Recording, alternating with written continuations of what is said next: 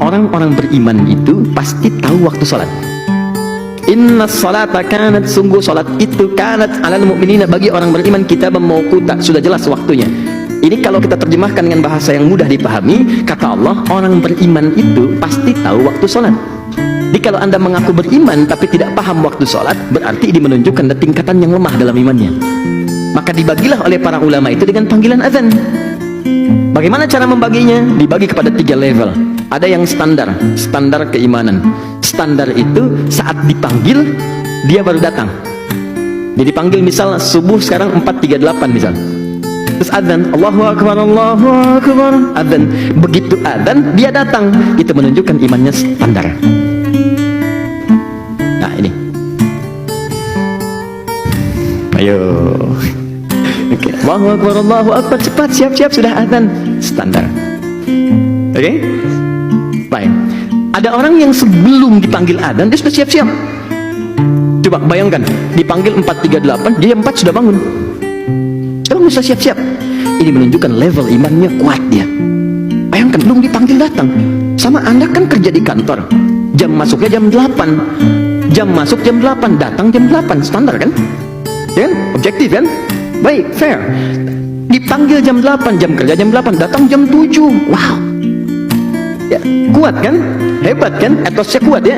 Sama dipanggil 4.38, datang jam 4. Ini orang hebat.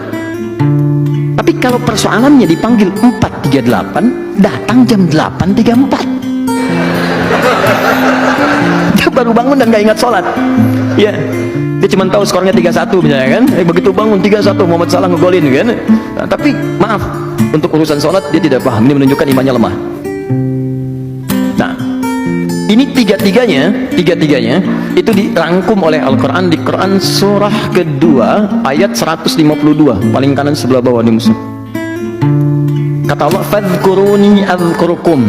Ingat saya, maka aku pun akan mengingatmu. Bagaimana cara mengingat Allah? Di antaranya lewat ibadah, sholat, karena zikir itu di antara maknanya sholat. Quran surah ke-20 ayat ke-14. Wa aqimis sholata li dzikri, tunaikan sholat sebagai zikir. Kata Allah, ingat saya, zikir kepada saya. Amalannya sholat, dipanggil azan. Maka orang yang ingat Allah ketika dipanggil, misal Allah panggil Allahu Akbar, ingat dia, maka Allah pun akan ingat kepada dia saat hamba itu memanggilnya. Feedbacknya begitu. Jadi kalau Anda misalnya berdoa nih, ya Allah mohon, Anda biasanya dipanggil oleh Allah baru respon, maka Allah pun merespon Anda saat Anda memanggilnya. Kalau Anda nggak doa, Allah nggak perhatikan Anda. Tapi kalau Anda bisa datang, misalnya datang sebelum dipanggil, panggil 4.38, datang jam 3.48, datang jam 4, datang jam 2, maka Allah pun akan memanggil, memperhatikan Anda jauh sebelum Anda memanggilnya.